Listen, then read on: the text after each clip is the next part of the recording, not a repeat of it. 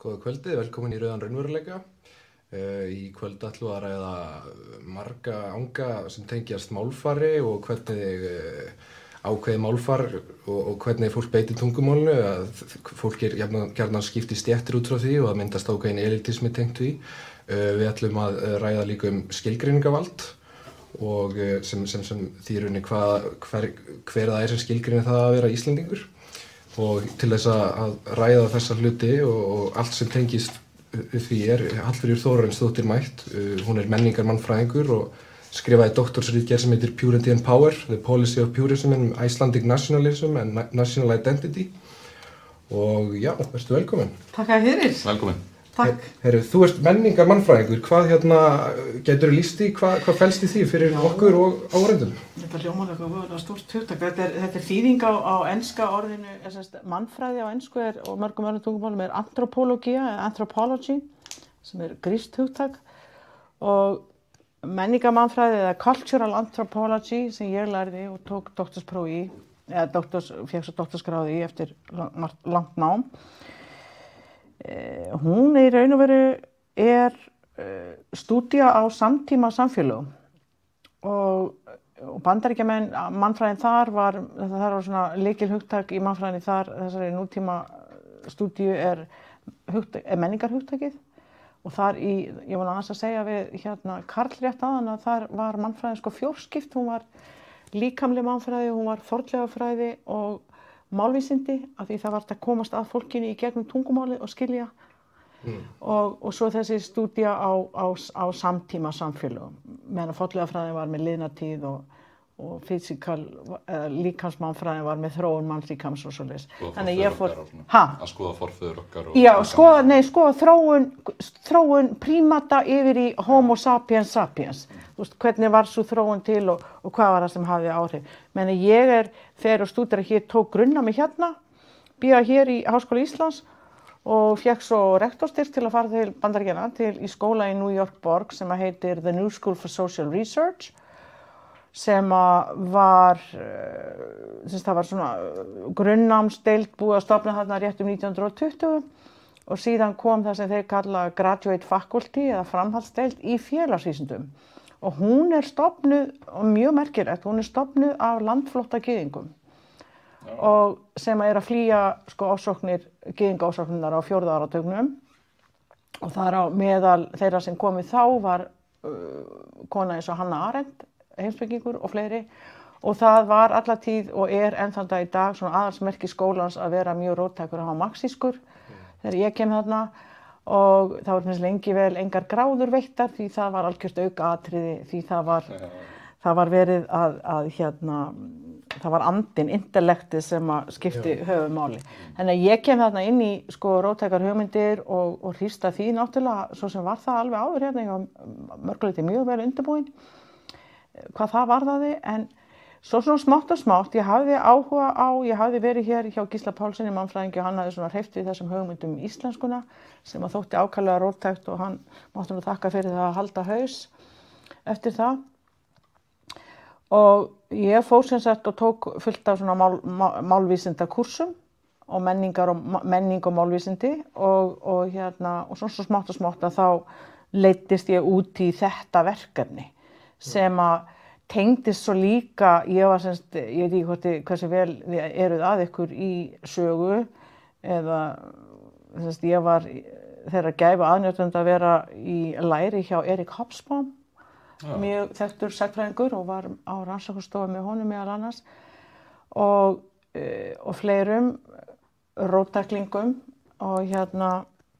og ég sem sagt fór að velta svo mikið fyrir mér þessu þjóðerni af því að við líka komum úr þannig umhverfi sem var svo upptekin af því að vera Íslendingur og það var svona og komur úr svo einsleitt, ábúðslega pínulitla samfélagi einsleitt og svo kem ég þetta til New York það sem eru 10 milljón manns og öllu ægir saman og fólk allstaðar á úr heiminum svart og hvítt og gult og grænt og blátt og stórt og lítið og feitt og mjótt og gyðinga, þetta stærsta gyðingabyggð í heimi fyrir utan Ísrael og rosalega vitt í því samfélagi alveg frá því að vera ofsalega róttækt það mestu róttæklingar í Bandaríkjunum eru yfirleitt úr samfélagi gyðinga og yfir í algjört afturhald með stórum stöðum.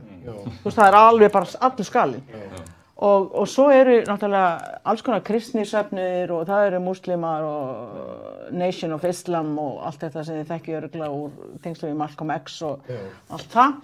Þannig að, og svartir og hvítir og þannig ég var í þessum söðu potti og sem var alveg ofboðslega frjótt og skemmtilegt og dýnamískt umhverfi og þarna er ég náttúrulega að koma inn í og það ræðir svona aðdragandi þessu vegna þess að það ræðir eiginlega svolítið sko því sem ég er að stúdera svo hérna.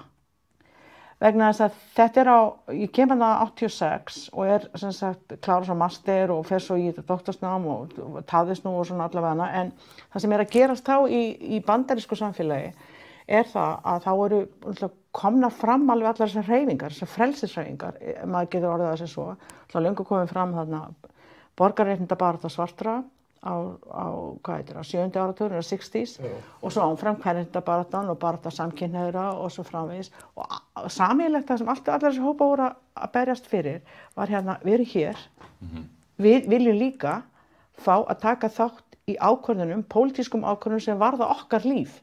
Við viljum hafa rödd og það var verið að sem sagt, hrista algjörlega upp í öllu viðteknu valdi.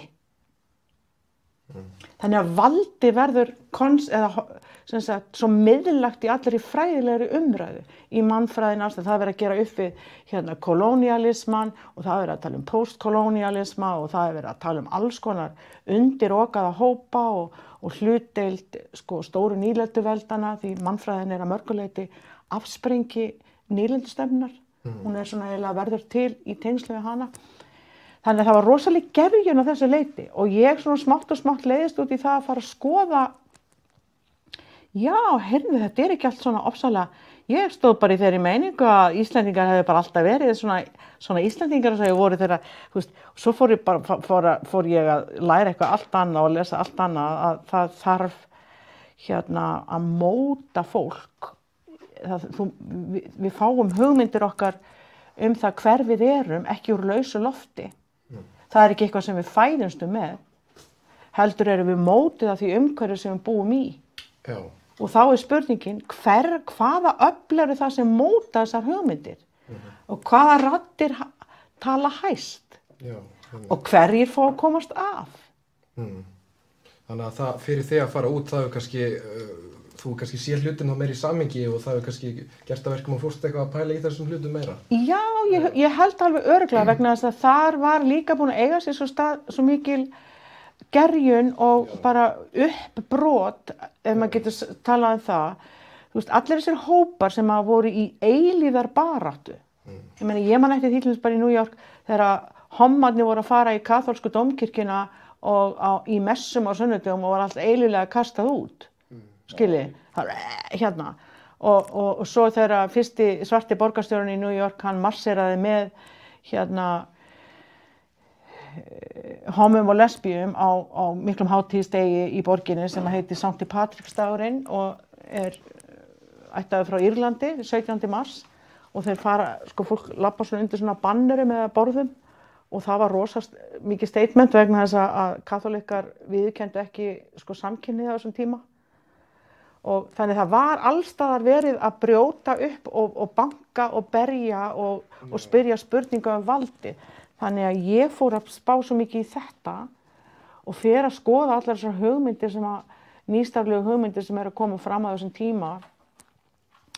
Hugmyndir Bourdieus, Pierre Bourdieu, félagsfræðingur valdið, líka það sem hann talaði kapital, symbolic capital og cultural capital og allt þetta sem hvernig fólk býr yfir ákveðnu svona kapitali. Það eru áhugaverðar hugmyndir. Ofsalega skemmtilegar hugmyndir. Og líka annar fransku heimspekingur sem hann er dáinn, hann var einmitt hommi, hann hét Michel Foucault og skrifaði mikið valdið og hverjir hefur vald og þannig ég hrífst af öllum þessum hugmyndum og svona marxískum hugmyndum líka það það sem ég er að fást við þetta vald og hérna ég ætla að opna hérna þessa ritgerð mína svo langt sem ég hef skoðað hana en hérna ég fer að skoða það sem að svona verður mjög fljótlega á vegi mínu varðandi íslenskt þjóðerni. Ég fór að velta fyrir mig, hvernig verður íslenskt þjóðerni til? Hvað fer í þá uppskrift? Þessi hugmynd okkar hver við erum, Já. hvað við erum. Já. Og það er ekkert eitthvað bara svona hipsum hapsum. Það er alveg, sko það er bara kerfisbundin hérna, svona construction. Já, einmitt. Já. Og þeir allir sem sagt, allt félagsvísinda fólk sem að pæla í þessu sakfræðinga og talað the construction of the nation. Þú veist, og í mörgum, að því að í raun og veru það sem gerist á 19. öldinni þegar að hérna, þjóðríki kemur fram, hugmyndir nation state eða þjóðríki, að það þurfti að fara að skilgreina þetta hvað var þjóð, hvað er þjóð? Já. Þegar að konungar ríktu hér áður fyrr, þá var konungsríki og svo voru þegnar í ríkinu. Þá skipti engu máli, sko þjóðaridentitet var ekkert atriði. Nei. En svo þegar við komin, og þetta er svona, þetta er margt að gerast, það er hérna miðstýrt ríkisvald sem það þarf að samþætta þetta ólíka fólk í löndum eins og segjum Frakklandi, Bretland er ennþá með þessar grunnþjóðir hjá sér, þið veitir, það eru Skotar og Velsarar og Englendingar. Englendingar deila og drottna. Þjóðverjar eru sem sagt, það voru svona alls konar hérna, prinsadæmi og furstadæmi og Já, alveg hundruður. Algjörlega, Ítalía, borgríki og allt þetta og þessar þjóðir eru búnar hérna til og svo erum við náttúrulega partur af þessu danska konungsríki og allt í einu þegar að þjóðríki er komið fram, þegar Danmörk varð þjóðríki þarna einhvern tímann á miðri 19. öld að þá átti bara Íslendingar að vera svona einhvers konar etnískur hópur inn í danska þjóðríkinu og þá mótmælt allir, við mótmælum allir, þeir vildu það ekki. Vildu vera sér eitthvað. Og þá er akkurat komið fram á sjónarsviði þessi hugmyndum að tungumál skipi fólki þjóðir. Og það er hugmyndafræði sem að íslenskir intellektualar taka í gera sínum og keyra áfram að miklu offorsi allan seinni hluta 19. aldar, svona síðustu áratugina og alveg fram á síðasta, sko, bara þar til mjög, alveg reyndar fram á þennan dag, en hefur slaknað mikið á því. En ennþá í gangi samt, mörguleiti. Já, en þegar ég kom hérna heim, segjum 2000, aldamótin, og fór að halda hérna fyrirlestra sem ég var að kynna þessar hugmyndir. Já, það hefur vakið upp hneykslun og... Það vakti mjög mikla hneykslun og svo mikla að fólk, sko, það kom til handalögmála á fyrirlestur hjá mér. Já, það hefur verið svoleiðis. Hvað ár var þetta? Þetta var árið 2000. Sá fyrirlestur var haldinn í Kennaraháskóla, það var árið 2001. Þetta hefur náttúrulega verið bara eitthvað sem fólk hefði aldrei heyrt. Nei, það var líka vegna þess og nú skulum við hlusta, því við erum nú hérna á þessum stað sem við erum. Við erum alltaf að pæla í valdinu, er það ekki? Ójú. Sko, þegar það er búið að náttúru gera valdið, þannig að þú hættir að spyrja hvaðan kemur það. Heldur lítur það bara út fyrir að vera náttúrusprottið. Þá er það búið að öðlast sko, algjört lögmæti. Og það var þannig með þessa hugmyndafræði íslenskuna og hreintungustefnuna og þessa íslensku málstefnu. Hún öðlaðist þannig sessi í vitund fólks þegar búið að sko, hamra á því og í öllu skólakerfinu alveg búm, búm, búm, búm.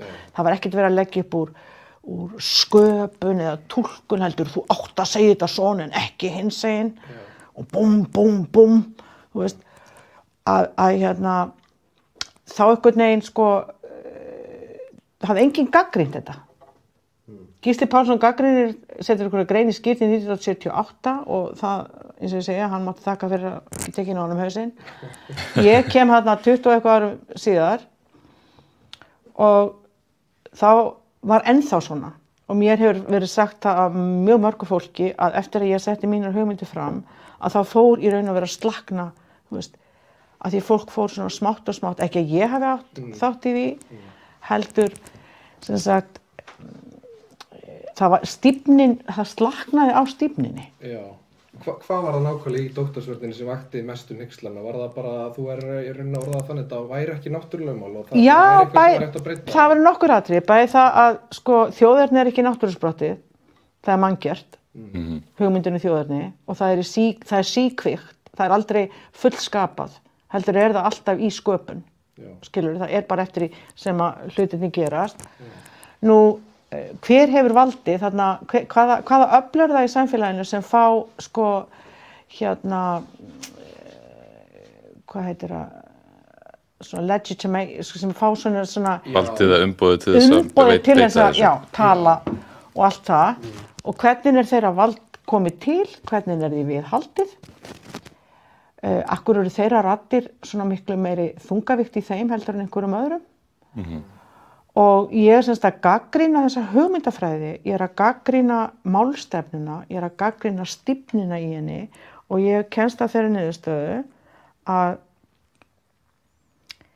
að þetta snúist í raun og veru afskaplega lítið eins og Bourdieu sagði, þetta snýst í raun og veru ekki linguistics. Þetta snýst vald. Þetta snýst það að einhver fær valdi til þess að skilgreina hver hvað og svoleiðis. Og hvernig á að haga sér og tala. Og þetta verða hérna á Íslandi af einhverjum ástæðum og ég stend ennþá við það. Þetta verða, sko þessi málstefna, á Íslandi verður ofan á það sem heitir á ensku linguistic nationalism eða málleg þjóðernishyggja sem ein útgáfa af þjóðernishyggju sem byggir öll á því að af því að við eigum tungumál þá erum við þjóð og svo það kyrt áfram og þá fara einhverjar á kaf í það að skilgreina hvað tungumáli, hvað byrjar það, hvað endar það, hvað innan landamærin og hvað utan, hvað má koma inn, hvað má ekki koma inn. Og hérna verður þetta rosalega stíft og bara búið til svona alveg, eins og ég myndi kalla það bara múrar. Og ef að orðið, eins og einn málfræðingur sagði, ef að orðið hefur ekki öðlast þegn rétt í íslenskri tungu, þá á það ekki hingað að gera, skilur. Og þetta var svona eins og bara rosalega stíf landamæravarsla. Þegn rétt, orð sem fær þegn rétt. Hvað? Já, þessi hugmyndi var svo að það ætti bara þetta skálda upp nýju orð fyrir allt sem að væri nýtt að koma til Íslands, búið til nýju orð, ekki taka erlendu orðin og aðlaga þau að íslensku, alls ekki, það var bara mengandi og skítugt og ljótt og vont og við erum með svona hugtak eins og slettur sem eiginlega svona eins og drullaða blettur. Já, einmitt skítugt. Já, það svona skítugt og útlenskt ógeðslegt og þú veist, og það alls konar þessi hugmyndafræði hreinleika. Já. Og þá ég að segja, byrju, hver að skilgreina það? Hver skilgreinir hreinleikan á forsendum hvers? Og þarna komum við kannski inn í stéttirnar að þetta hafi kannski verið einhvers konar yfirstétt sem hefur kannski... Já, það gerist yfirleitt alltaf allstaðar að kannski við erum svo fámenn. Já, en það væntanlega verið valdastéttir sem getur stýrt og stjórnað þessu og þau að vera með aðra mállýsku heldur en alþýðan eða hvað, var það ekki svoleiðis? Nei, það erfiðar að segja það. Það voru ofsalega litlar, sko, í þannig og sem kannski helgast að því að þetta svo mikið fámenni. Við erum bara síðustu aldamót íbúatala landsins 80.000. Já, einmitt. Og þú veist kannski með mállýskur þar sem eru 500 manns eða eitthvað og svo bara deyr það út þegar fólk flytur eitthvað annað, þú veist. Já. En ef við hefum verið 8 milljónir, þá hefur kannski blasað svolítið öðru sig við. Já. En þeir sem að verða raun og veru leiðandi í allir þessari baráttu voru alltaf ritstjórar á sín tíma og mjög gjarnan, eins og íslenskufræðingar, alveg lengi vel, það voru mjög gjarnan karlmenn sem komu úr sveit, voru synir bænda, voru bændasynir og það var vegna þess að þeir höfðu þetta kapítal, íslenskuna, eins og Bourdieu myndi segja, og í þessari hugmyndafræði hreintunguna, eða mállega þjóðernishyggju, þá var litið svo á, eins og ég var að segja fyrir útsendingu, að tala það að það var hugmyndið svo sko eftir þess að hún fórst lengra aftur í sögunni, að þá hefði tungumáli verið hreinna og óspilltara, ómengara og nær sínum geistlega uppruna. Og þar bjó andinn í tungumálinu. Já, en það var tengt við trúna líka. Já, tengt líka við það að í sveitunum hafi tungumáli ekki breyst eins mikið eins og í þorpunum. Já. Þannig að í raun og veru það alveg stúdía sem að ég held að væri rosalega spennandi að gera, þó ég ætla ekki að gera það, og það að skoða úr hvaða félagslega bakgrunni komu þeir sem að leiddu þetta átaka verkefni. Já, bara all síðustu 100 ár plus Já, voru þetta kannski menn sem voru hræddir við örar breytingar á samfélagi?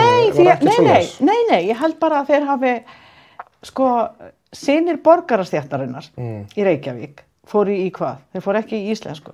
Þeir fóru í lögfræði, þeir fóru í læknisfræði, þeir fóru í verkfræði. Og kannski urðu einhverju prestar, það getur verið. En, sko, bændasynir var kannski einn af 10 sem var sendur til náms og þá var þetta svo greið leið vegna þess að þeir höfðu þegar þess svo mikla þekkingu á tungumálinu, skilur. Þeir voru, og það var þetta viðhorf að í sveitunum væri tungumálið hreinast og næst sínum geislega uppruna, þannig að guðdómlega uppruna alveg. Já, en þetta, svo verður þetta í raun og veru, sko, og það er það sem ég er að gagnrýna hérna, er hvernig þetta er svo notað sem tæki til að halda þú veist, ákveðnu fólki niðri, þú veist, og eins og í skólakerfinu þá orsakaði þetta, þú veist, það sem var að því öll áhersla í íslensku kennslu var mjög lengi og því miður kannski einhverju hluta ennþá, öll á það hvernig á að tala, ekki á sköpunina, þú veist, og hlusta hvernig fólk talar, heldur.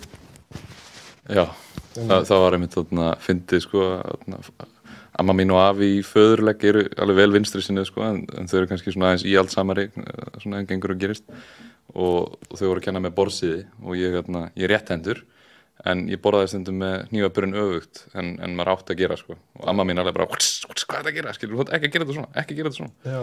En þú veist, þetta skiptir engum máli, þetta skiptir engum máli, sko. Þetta var líka gert með örfenda, afi minn var örfendur en hann var bundinn og það var mikið á þeim tíma, þannig að hann neyddist til að réttendur, og þetta kannski tengdist líka eitthvað því eða var þetta eitthvað annað, þú veist? Já, það er svo sem allt annað, það var kannski, það sem ég tala mikið hérna er líka, sko, skipulag og order, þú veist, að hérna, hvað er á réttum stað og hvað er ekki á réttum stað. Já. Og þegar að, sko, og það sem gerist hérna, þessi hugmyndafræði, hún í raun og veru, sko, hún tröllrýður öllu hérna. Og hún gerir það enn. Og það er ennþá rosaleg tregða og viðspyrna eða ekki viðspyrna, heldur, sko, andúð og andspyrna kannski. Já, gegn til dæmis því að taka inn erlend hugtök. Já. Þó svo að í talmálinu séu þau nota upp einhvern einasta dag af fleiri þúsund manns, að það má ekki nota þau í opinberu orðræðu eða, þú veist, fullt af hugtökum, tæknihugtökum, það streymir hérna inn á hverjum einasta degi eitthvað nýtt. Okay. Þú veist, og þú veist, hvort fólk segir digital eða stafrænt, þú veist, alltaf þessi samsettu orð. Já. Þú veist, ef þú ætlar að tala í ríkisútvarpi til dæmis, þá verður að fylgja þessum reglum, eða það er svona óbein skilaboð, að fylgja þessum reglum og tala þessi, sem sumt af þessu er bara rosalegt, sko, spari mál, sem að einhver orð sem að fæstir nota. En erum við ýktari en aðra þjóður í þessu? Mjög mikið. Er þetta eitthvað sem Eyríki gera kannski meira? Eða er þetta bara Ísland er á sér á báti? Þetta er bara, skilin liggja ekki þar. Nei. Skilin liggja bara í því að hér var þessi hugmyndafræði aðalvopn í sjálfstæðisbaráttunni og það fór algjörlega í alveg svakalega öfgar. Já. Og það er til þess tekið hvað þetta er talað öfgakenndan púrisma á Íslandi, fanatískur púrismi, og fólk hlær bara þegar maður segir því, þú veist, hvernig, þú veist, það er engin erlend hugtök tekin inn í svona, eins og við myndum segja á ensku til dæmis, adopt, sko, þú ættleiðir erlend hugtök og enskan til dæmis eitt af því sem gerir hana miklu alltaf þessi tungumál, en þeir taka óspart inn nýja orð og það gera Svíar og Danir og Norðmenn líka, og svo bara aðlagar það að, sem sagt, málfræðinni og hljóðkerfinu og öllu því. Meðan að við, af sökum þessar hugmyndafræði, að þá bæði voru dönsk orð til dæmis, þau voru bara, það var farið bara í átak að hreinsa þau út úr tungumáli þó þau verið í nokkur 100 ár. Þau voru ekki talin æskileg. Já. Þá fengu þau bara stimpil út með ykkur, drullug, ljót. Manum mitt eftir að þetta var svolítið ömmu og afa þegar fættust, sko, afi fættist 1918 og hann notaði orðið slikkeri. Já. Sem að ég hefði aldrei hjá neinu nema honum, þannig að það hefur væntanlega verið tekið út einhvern tímann seinna. Þannig að þau voru með svolítið af þessum dönsku svokölluðu slettum. Já, einmitt. Og þetta er alltaf bara partur af orðaforða fólks. Já. og daglegu, sko bara alþýðu fólki, alls konar orð. Amma mín sagði mér alltaf margarín, Já. ekki smjör. Já, ok. Já. Og þú veist, alls konar fullt af orðum sem voru bara partur af daglegu, svo kemur eitthvað valdboð á ofan sem segir nei, þú mátt ekki nota þetta orð. Nei, þú mátt ekki heldur nota þetta orð. Því þá ert þú að ögra, og ég segi hér í þessari ritgerðinni að þeir sem að ögruðu viðteknu skipulagi, þetta snýst allt skipulag og vald, að það er álitin stafa hætta af þeim, einhvers konar hætta, og þeir eru í raun og veru þar sem þeir eru að ögra skipulaginu. Þeir eru að ögra, sem sagt, þetta er eins og í trúarbrögðum ef þú leggur orð Guðs við hégóma. Skilur, það er svolítið þar að nota slettur og svona þá raskaru Stöðuleikanum kannski. Já, þú raskar, sem sagt, það kemst í uppnám. Þetta vanvirða. Já, þetta vanvirða skipulega, þetta vanvirða, og þar með sagði ég, þá er þetta vanvirða valdið. Það er ekkert náttúrusprotti við það hvernig tungumál, ekki, hvort við tölum slikkir í og gottir í og eitthvað. Það er ekki, það er ekki náttúrulögmál sem stýra því. Nei. Akkurat enginn. En þetta er tól sem hefur mjög mikil völd og kemur jafnvel í veg fyrir að fólk nái einhvers konar svona status eða stöðu innan til dæmis pólitískar umræðu eða eitthvað svoleiðis. Það er bara skotið hratt niður ef það beitir ekki málfarinu 100%. Já, það var til dæmis Bubbi Mortens. Já. Hann til dæmis, það var íslensku bókmyndafræðingur sem tók að sér að leiðrétta Bubba af því hann talaði svo vittlaust. Já. Og þú veist, og það er þessi, og það sem ég hef verið að segja núna, því núna hef ég verið í rannsóknum og innflytjendum á Íslandi og er í svona að kenna alls konar margmenningu og millimenningarleg samskipt og allt það, að þessar hugmyndir fara ásalega illa saman. Að tala annars vegar eitthvað svona vera opin gagnvart menningarlegum margbreytileika og bla bla bla, en hafa engan tolerans fyrir smá fráviki frá því hvernig á að tala. Já, og maður velti fyrir sér að það hlýtur nú að vera mjög erfitt fyrir fólk að erlendum uppruna þá að komast inn í þetta samfélag og þjóðfélag og erfiðar heldur en í mörgum öðrum löndum einmitt út af þessu kannski að það er út af stífninni, ekki held ég út af já, og það reyndar er það mjög sérkennilegt hvað hefur verið að gerast hérna undanfarna áratug eða 10-20 ár. Já. Það er ekkert undarlegt, það er ekkert undarlegt það að innflytjendur hafa komið hérna, það hefur orðið 85% fjölgun á innflytjendum síðan aldamótin síðustu. Þeir eru núna upp undir 70.000 manns og það er mjög gjarnan sem að enska er samskiptamál eða lingua franca eins og það heitir á öllum öðrum tungumáli. Það er eitthvað samskiptamál á milli hópa sem tala sitt-hvort tungumáli, skilur. Hvorugu þessara hópa eða hvorki sem segjum bara eins og Rúmenar eða Pólverjar eitthvað þeir eigi ekki enska móðurmáli. Þeir eru að tala framandi tungumál og sömuleiðis við. En við hittum svo þarna í að tala þetta tungumál. Og þá má spyrja sig líka, í raun og veru skömmaði hvaða litli peningar settir í íslenskukennslu ef að við ætlum okkur að taka þetta fólk inn í samfélagið. Íslendingar bregða mjög gjarnan fyrir sig að tala ensku við þetta fólk. Og það getur verið bæði brú og hindrun. Það getur verið brú þegar þú skilur ekki neitt, en það getur líka verið til þess að halda fólki fyrir utan. Já.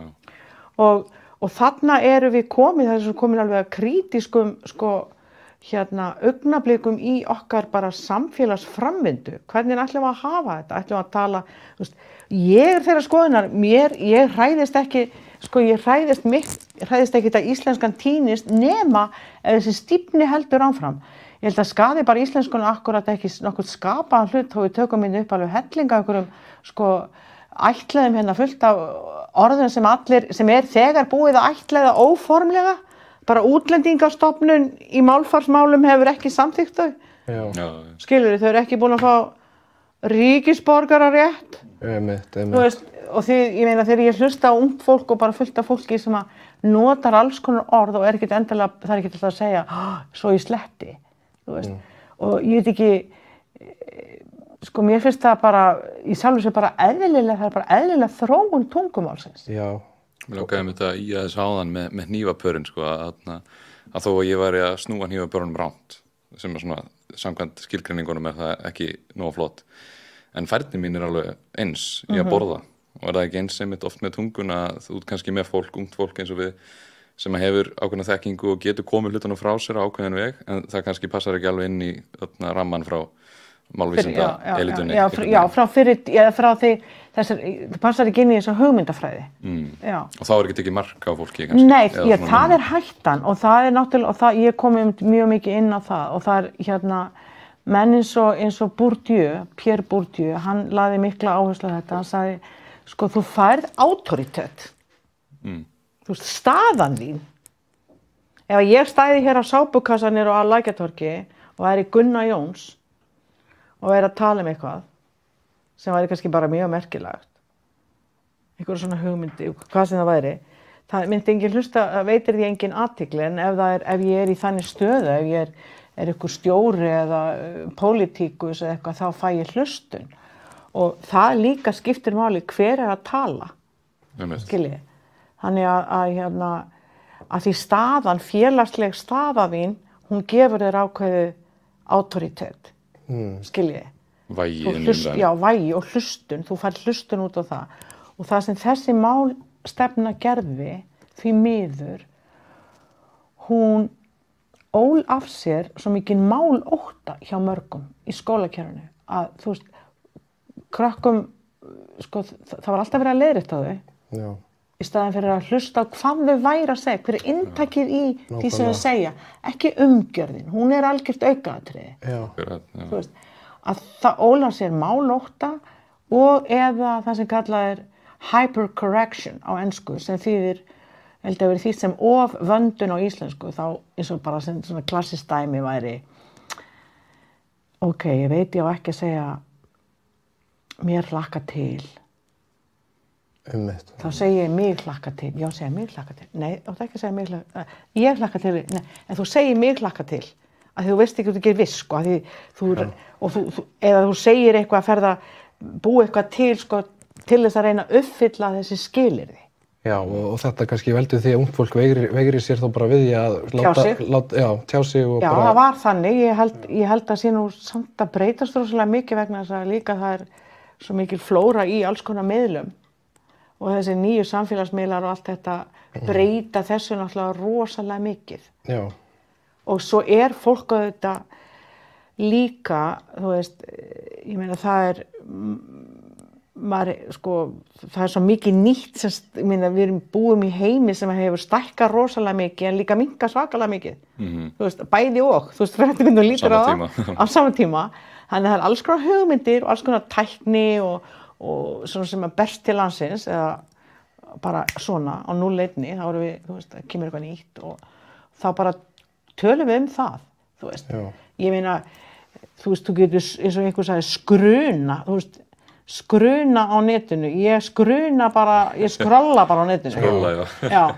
En þá ykkur sem myndi segja, já, þá ekki að segja skrolla, það ekki íslenska. Þetta eiginlega bara stíflar allt samfélag og gerir það miklu minna dýnamískt ef við festumst í tungumál þannig að fólk eiginlega skilur ekki og þá einhvern veginn bara, ég veit ekki. Það alltaf að fara að stoppa þarna. Já, í staðinn bara að fara að leyfa fólki að bara láta flæða á eins og skiljanlegastan hátt, þá einhvern veginn mun allt í samfélaginu líka ganga betur, eða ekki? Jú, líka bara, þú veist, þú drepur alla sköpun niður. Já, ef það alltaf verið að segja fólk, ef þú ert að segja eitthvað skemmtilegt og ég byrja að leiðrétta þig.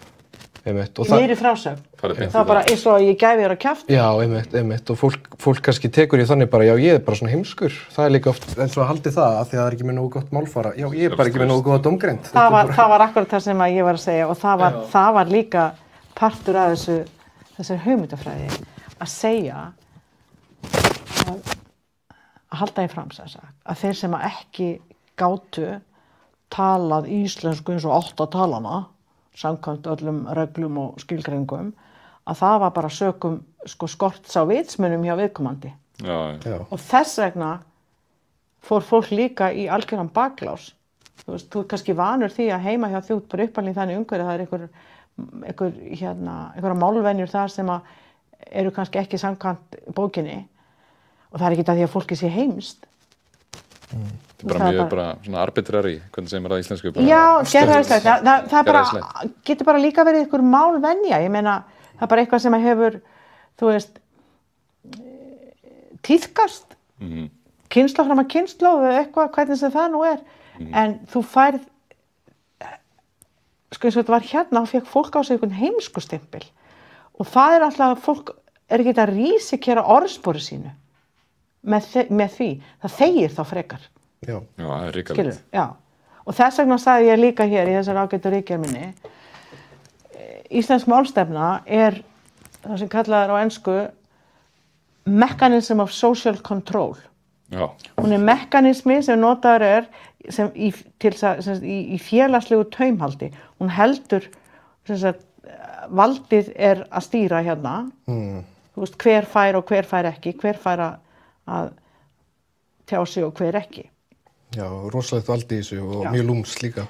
Og útlendingar finna rosalega mikið fyrir því. Ég hef heyrt í tugum fólks sem að segja mér að íslenskan sé svona tól til svona mismunnar tól. Já, akkurat. En finnst þér ekki að við ættum, eins og Lilja Alfreðs, hún vildi láta íslenska meira Disney efni og svoleiðis. Ættum við ekki eitthvað að reyna svona viðhalda tungunni? Það er ákveðin málfræði. Jú, það allt í lagi, þú veist, að sjálfsögðu og það sem þarf auðvitað, sem hefur bara breyst rosalega mikið á ekkert rosalega löngum tíma, það að sko málumhverfi barna hefur breyst svo mikið. Ekkert smá. Þau voru iðulega einhvers staðar, þau voru í umgengni við miklu fleiri kynslóðir. Svona dagstaglega. Í bara, núna umgangast þau kannski bara sína jafnaldra. Skilji, og þá læra þau náttúrulega ekki, þau læra tungumálið allt annan hátt. Já. Og með alla þessa ljósvaka miðla íslensku og lesa alltaf á ensku og flest læra ensku mjög snemma. Passar það ekki líka orðaforðið hefur minnkað á síðust áratugum alls staðar í heiminum? Náttúrulega líka vegna þess að, ég veit ekki hvort það alls staðar í heiminum, en ef það ekki talað við krakka, þú veist hvar sem á hvað aldrei sem það ef þau fá ekki þessa málörvun og þú veist, þá náttúrulega, þú getur ekki búist því að þau tali flókið og litríkt tungumál ef þau fá aldrei örfunina til þess að þjálfa það. Já, og það kannski ástæðan fyrir að orðaforðin hefur minnkað bara því þau kunni ekki þessi orð og tengi ekki við þessi eldri orð en fá að saman tíma ekki að koma ný orð og þannig að þau ég held bara líka sömuleyti sé það er alltaf heilmikið starf verið að vinna í leikskólum og svona en nú þetta líka hefur alltaf sjálfsagt verið bundið mismunandi frá einni fjölskyldu til annar hversu mikla málörvun börnin fá. Já. En ég veit ekki, það er til dæmis ef að íslensk málstefna hefði verið sjálfri sér samkvæm þá hefði náttúrulega átt að dubba allar erlenda kvikmyndir sem komu hérna, þú veist, bara setja talsetja þar allar. Já, ef hún verið sjálfur sér samkvæmum, veist, þú veist, og það auðvitað, það hefur ekki tíðkast, það er rosalega dýrt og það er ábyggilega ein ástæða fyrir því. En það sem að ég held að það skiptir að þú getur í raun og veru, það er alltaf margsannað og rannsóknir hafa iðulega sýnt það að þú getur ekki náð góðum tökum á tungumáli númer 2 nema þú hafir gott vald á þínu eigin, á þínu fyrsta eða móðurmáli, þínu fyrsta tungumáli. Og þess vegna er það líka svo mikilvægt að auðvitað örva það, en við þurfum ekki að hafa það mál við slaka á þessari stífni. Og hér er einn málfræðingur, Eiríkur Rögnvaldsson, hann var að gefa út þessa bók í síðustu viku. Alls konar íslenska. Alls konar íslenska, 100 þættir íslenskt mál, hann er svona að tala þetta út frá bara málnotkuninni og er svona einn af þessum svona frjálslyndari málfræðingum og sem er bara mjög gott mál, þú veist, og þá ég standi örugglega miklu róttækar en hann, en það er allt í lagi, það er alveg rými fyrir margs konar skoðanir, en ég held að sé, svona út frá mínum bæjardyrum held ég að sé mikilvægt að við, ef við ætlum ekki að drepa íslenskuna á þessum stífleika, og það er það sem ég held að drepa hana fyrst og síðast, er þessi rosalega stífni. Já, þetta er bara svona eins og stífla en svo munum bara bresta lókum og það bara kemur flóð. Já, og hefði það verið meira svona eins og, þú veist. Já, svona sveigjanleiki og dúar Sveigjanleiki, að þá aðlagast. Já. Og það, ég held að það sé miklu lífvænlegra heldur en að vera með einhverja múra sem að svo bara brotna. Já, og einmitt. Það held ég að sé áhyggjuefni.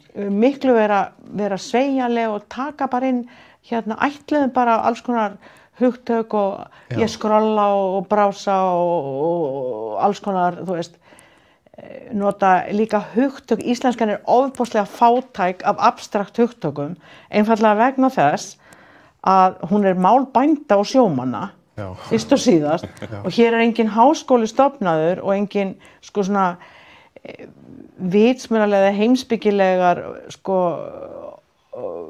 orðræða í gangi fyrir en á 20. öld í raun og veru almennileg, og þá komin inn að háskóli og þá þessi hreintungustefna komin og þá farið að búa til alls konar orð, og það mjög oft erfitt í mörgum fræðigreinum að, og það líka ákveðin tvíhyggja sko, eða ekki tvíhyggja, heitir það, svona double standard, að það allt námsefni í Háskóla Íslands meira og minni í öllum greinum á ensku. Algjörlega. Akkurat. Og það rosalega erfitt auðvitað, við getum ekki roðið það að fara að þýða allar þessar námsbækur, en að nota ekki þá hugtökin. Já, af hverju þá ekki á sama tíma verið að sýna sveigjanleika fyrst að þá að læra á ensku? Hér menn að basla við það að þýða, sko, svo kom upp í félagsvísindum, það komu kannski 10 þýðingar á einu hugtaki og svo rífast menn ekki inntaki sem ekki efnið, heldur en það hvernig einhver þýddi eitthvað tiltekið hugtak. Tímasóun mitt. Það rosalega tímasóun. Já. Það einmitt ég svona að hugsa að litli bróður minn, hann fæddur 2003 og alltaf verið náttúrulega með interneti sér við hendi og svona, og hann ennþá þann dag í dag svona fallbeygir stundum ránt og með svona ýmis, þú veist, vandræði getur maður sagt miðað við svona hreina íslenska tungu.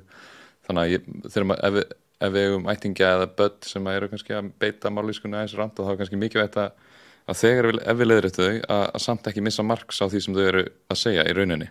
Nei, bara að segja, já, það er þetta leiðbeina fólki og börnum, það líka skiptir auðvitað máli. Ég ekki að mælast til þess að þau að það megi ekki leiðrétta krakka, en það fer eftir í hvernig það gert. Nákvæmlega. Og það líka sko, það það sem skiptir máli, því líka vegna þess ef að hugmyndafræðin, og það svo annars staðar líka, að það allstaðar ávinningur að vera vel máli farin og geta talað og haft sko gott vald á tungumálinu, en hvort ég má segja, nota ykkur erlend hugtök eða þó að ég nota ekki eins og hann að tala einhverjar á ég að nota þessa forsetningur, þetta rétt eða rangt, og hann segir alltaf, hvað segir Eiríkur? Eða hvað? Sagt var, flokkurinn sigraði kosningarnar, rétt væri, flokkurinn sigraði kosningunum, eða hvað? Segir hann, og það bara mjög mikil hann brýtur alveg blað með því að vera að spyrja, því áður fyrir hefði það bara verið búm. Það bara eitt rétt. Svona. Já.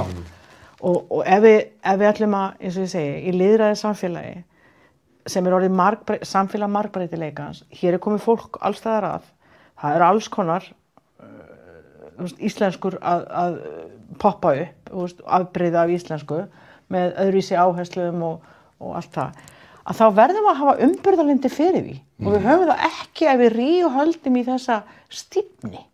Þannig að hvað þyrfti þá að gerast þannig við innum ofan þessu? Þyrfti stjórnvöld þá að fara í eitthvað vist svona, kannski slappa aðeins af, þú veist, bara á þessum... Já, ég held að sé... Menntastofnanirnar og líka samfélagi við öll kannski að bara aðeins að, þú veist, chilla. Já, ég held að það sé nú alveg komið sko að mörgu leyti, og þó ég ger mér svo sem ég get alveg grein fyrir því. En það verður alltaf eitthvað formlegt málsnið sem að þú veist, það til alls konar málsnið sem kallað en þú veist, það bara eins og í öllum tungumálum, til eitthvað formlegt tungumál, sko. Og en það að hafa, sko, það ekki að setja þetta í eitthvað hierarki og segja að eitt málabrigði sé lakar en eitthvað annað. Þú veist, akkur það, minnst bara eins og mállýskur í Íslandi, það aldrei verið viðurkenndan eina stéttamállýskur. Og hins vegar bara svona landfræðilegar mállýskur, sem líka alveg mjög merkilegt að skoða, en sko sumt til dæmis í mállýskum eða málfari, sumt það sem kallað merkt og annað ekki merkt og til dæmis gætum við tekið hérna hvað ég að segja, eitthvað svona mállísku afbrigði að segja allmest K, G í staðan fyrir K eins og Akureyri í staðan fyrir Akureyri þú veist, og þá er það sko Akureyri það já, hann ekki frá Akureyri þessi eða eitthvað annað svona málfarslegt atriði og norðlenska til dæmis, hún hefur löngum verið mjög hátt skrifuð þeirra áherslur það þarna mjólkin og svona rödduhljóð eins og í ensku eins og þú segir, en ef þú ætlar að læra góða ensku þá er mjög gott að æfa sig á norðlensku fyrst af því þá nærðu réttum framburði en svo komu önnur svona málabriði eins og hérna á Suðurnesjum og hér í Reykjavík þar sögðu margir fólk sagðist ekki vera frá Reykjavík það voru bara fólk sem kom út á landi sem flutninga og sagðist vera frá Reykjavík þeir sem eru fæddir og uppaldir í Reykjavík hérna áður fyrir svona fólk sem er komið orðið gamalt núna, það myndi ekki hafa sagt að það sagði Reykjavík. Já, maður kannast við þetta. Reykjavík, Keflavík, Njarðvík.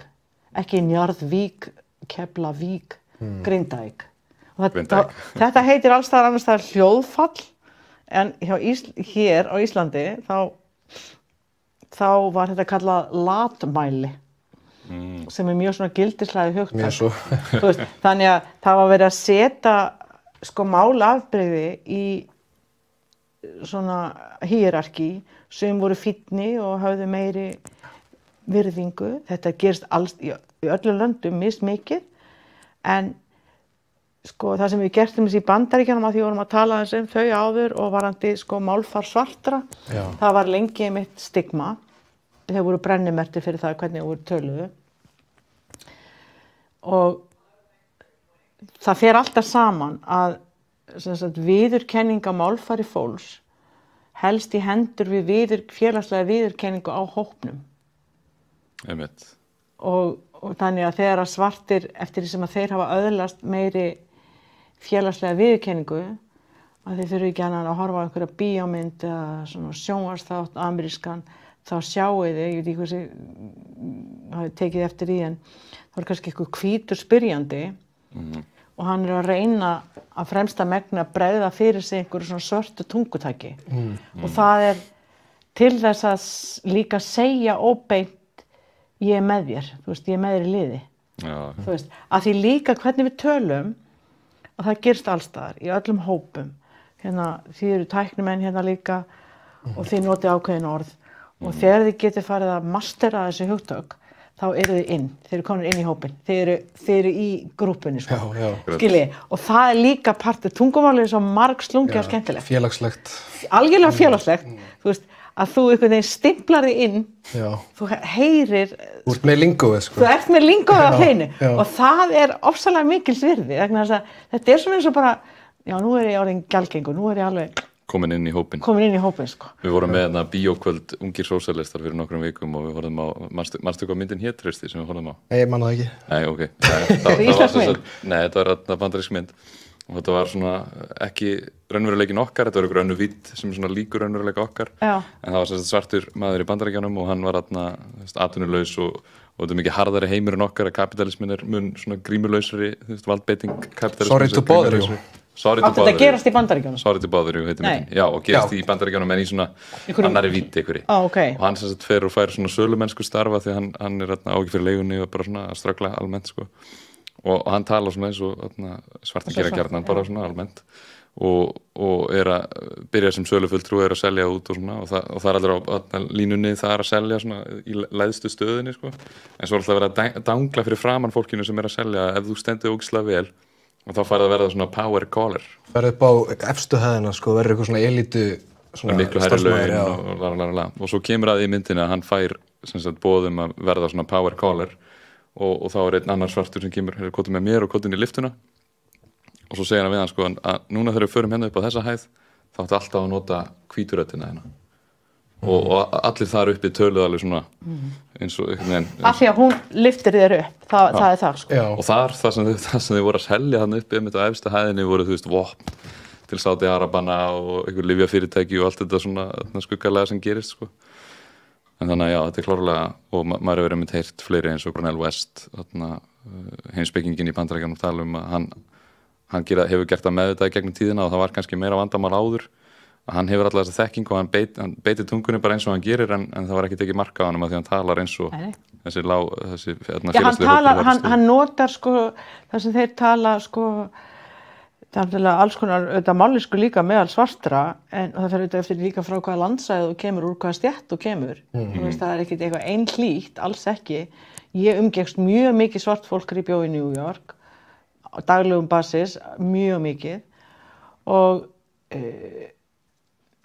það er ákveðið tungutak og það er líka bara svona ákveðið málfræðiatriði sem eru öðru sig hjá þeim en það er partur líka sko þeir geta alveg brugðið fyrir sig hvítri ensku þú veist en það er líka partur þegar þú ert að tala við þitt fólk þá talaru það tungumál eða það tungumál afbrigði tungumál sem að hópurinn sem tungutak hópsins og þú veist svona eðlislegt orðið það er líka bara með fullri vitund sko ef þú ert að valsa á milli þessara heima þú veist þú ert að vinna kannski og að þá svissar yfir og við gerum það öll við erum alltaf að svissa úr það sem heitir á ensku code ég man ekki hvað heitir mállíkill eða eitthvað svo íslensku að þú ert alltaf að svissa þú veist það fer eftir þú talar alltaf miðað við það félagslega umhverfi sem þú ert í skilurðu tungutakið í dómsalnum er eitt tungutakið út á einhverjum skemmtistæði einhverjum klúbbum helgi þú veist það er eitthvað allt öðruvísi þá talar þú veist og svo ertu á eins og hér sko fundi með ungum sósíalistum þá er það eitthvað annað lingó sem er þar að þú veist fólk veit alltaf hvernig svo talar við ykkar og þá þú veist ertu ekki að tala eins og þú talar þú veist þegar þú ert að fara út að skemmta þér Nei, nákvæmlega þú veist að amma myndi ekki skilja þig Nei, þú veist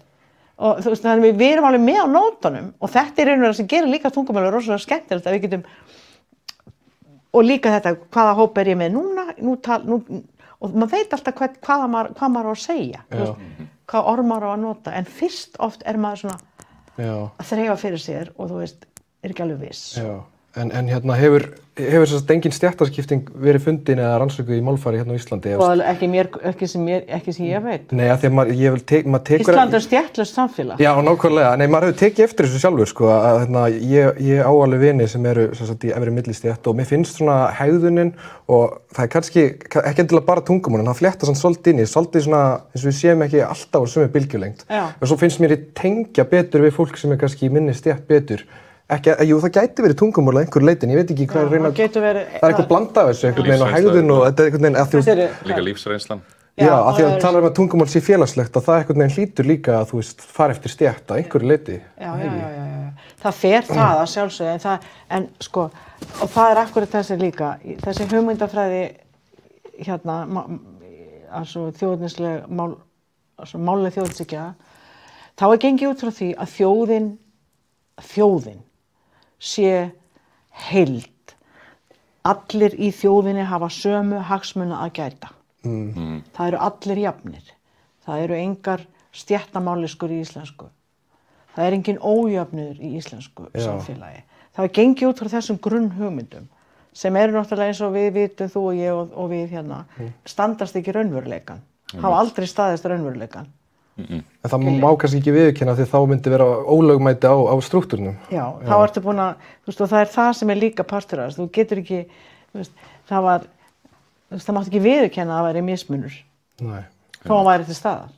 Nei, akkurat. Þú veist, þannig að það er alls konar svona líka, það er verið að viðhalda ákveðnum mýtum félagslegan jöfnuð með því að tala það séu engar þú veist, það voru engar stéttamállýskur og við vitum samt sem áður að það var sko fólk úr lágstétt sem hafði ákveðið tungutak og allt þetta, það átti síður sko hérna, það átti örðura með að koma sér áfram veist, en þetta er ekki verið rannsakað en þó er náttúrulega stéttamállýskur hérna eru ekkert kannski samanburði við það sem gerist í milljóna samfélögum. Nei, akkurat. Þú veist, það sem er miklu fleira fólk og Við kannski ættum að taka þess aðeins minna alvarlegra en kannski sérstaklega passa upp á að við leyfum fólki að tjá sig og reyna að hlusta á það sem það er að segja en ekki bara hvernig það er að segja. Ekki umgjörðina, heldur innihaldið. Akkurat. Það held ég að sé rosalega mikið svirði að sko ýta undir það. Og svo til minnst sem er krakka eða úlinga og svona, að kenna þið þá bara svona kenna þeim ný hugtök, segja, já þú meinar þetta, það getur verið þetta sem þú meinar, þá kemur kannski með eitthvað hugtök sem að, já það er akkurat þetta. Já. Halda í við efnið. Já, og bara og það er svo gott að geta líka þetta, eins og ég sagði, það er alltaf kostur að hafa gott vald á tungumálinu. Þá getur þú líka frekar sko fundið orð fyrir það sem þú ert að hugsa. En það má ekki vera þannig að það sé rammað inn í eitthvað, þú meir ekki nota einhver orð sem að nema það sé búið að blessa þau að einhverjum misturum, einhverjum sjálfskeipuðum, hálfguðum þarna einhver staðar fyrir ofan þig. Og tínast í því bara að vera föst á því alltaf. Já, það stoppar alltaf, það verður allt svo gelt. Og það er það sem er líka svo sorglegt. Ef að, ég veit ekki hvað, ég fór að marga fyrirlestur í Háskóla Íslands, þar sem að einhver fyrirlestur er búin að undirbúa sig mjög vel og kynnir eitthvað efni og svo kemur eitthvað svona á glærunni, eitthvað hugtak og svo kemur enska orðið í sviga. Hann notar eitthvað íslensk, hann eða hún notar eitthvað íslenskt hugtak sem er bara mjög framandi og enginn í salnum skilur, nema kannski 3. Og svo byrja þær að segja, herru Guðmundur, já, ég sé að þú þýðir þarna enska hugtakið, svo kemur eitthvað, það færi nú miklu betur á því þú þýddir það með eins og hann gerðan Jón. Svo fyrir all umræðin að snúast það, skiljið. Og þá hugsa mig, hvaða tilgangi þjónar það? Akkurat. Það er skrítin tilgangur. Já, það er bara eins og hugtakið gender á ensku, gender skrifað. Það láðust yfir það einhverju sérfræðingar og fundu upp íslenskt orð fyrir það. Vitið hvað það er? Nei. Maður hefði haldið kyn, en hvað? Nei. Því sex er kynið mitt, líffræðilegt. Sex er líffræðilegt kyn. Já, og svo er gender félagsfræðilegt, er það ekki? Gender er félagslegt kyn. Já. Í staðinn fyrir að kalla þetta bara félagslegt kyn, þá var þetta kallað kyngervi. Sem að enginn notar. Sem ekki nokkur kjaftur notar. Nei, einmitt. Og akkur mátti ekki tala akkur þurfti að eyða einhverjum rosalegum tíma og vangaveltum í það að þýða enska sjúkdóma hugtakið AIDS sem stendur fyrir Acquired Immunity Deficiency Syndrome og er bara alþjóðlegt hugtak. Nei. Hér þurfti að eyða, sko menn voru ekki að reyna að finna upp lækninguna við AIDS heldur eða að kalla þetta eyðni eða alnæmi. Einmitt. Og þá fór allt púðrið í það. Þið skiljið hvað ég er að reyna að segja. Að þarna, við getum eitt púðrun í að tala frekar AIDS. Og hvað eins og þetta var hérna á sín tíma. Kláumst við sjúkdóminn félagslega og hvernig við getum læknað hann. Já. Það máttu ekki segja hommi. Að það var svo útlenskt. Já, akkurat. Þetta var eitthvað svona rugl. Og þegar að líka valdboði kemur ofanfrá til eins og minnhlutahópa, eins og segjum bara eins og samkynhneigt fólk, það ákveður hvað á að láta kalla sig. Ekki einhver kallföskur sem að þykist hafa eitthvað ofurvita því hvað á að kalla hlutina. Af því hann er í einhverju stöðu í Háskóla Íslands eða einhverjum háskóla, hann hefur eitthvað vald til að segja, nei, þú mátt ekki kalla þig homma, það samræmist ekki íslenskri málfræði, bla bla bla eitthvað. Akkurat. Í staðinn fyrir að segja, heyrðu, þetta er partur af þeirra frelsisbaráttu, réttindabaráttu og það er bara grundvallar regla að fólk á að fá að kalla sig það sem það vill. Akkurat. Þú veist. Já. Við erum að ljúka þættinum núna, en það búið að vera mjög margt sem við höfum farið yfir og kannski tölum við aftur seinna, það er svo margt eftir. Áhugavert út. Já, rosalega. Kannski meira að maður gerir sig grein fyrir svona dagsdaglega. Já, Hallfríður, takk fyrir komuna. Já, þakka ykkur sömuleiðis. Takk hérlega. Og við í Rauðum raunveruleika minnum gesti á að það er að styrkja Alþýðufélagið til þess að hjálpa dagskrárgerð á samstöðinu og mælum með því að fólk geri. En takk fyrir í bili og hafa það gott.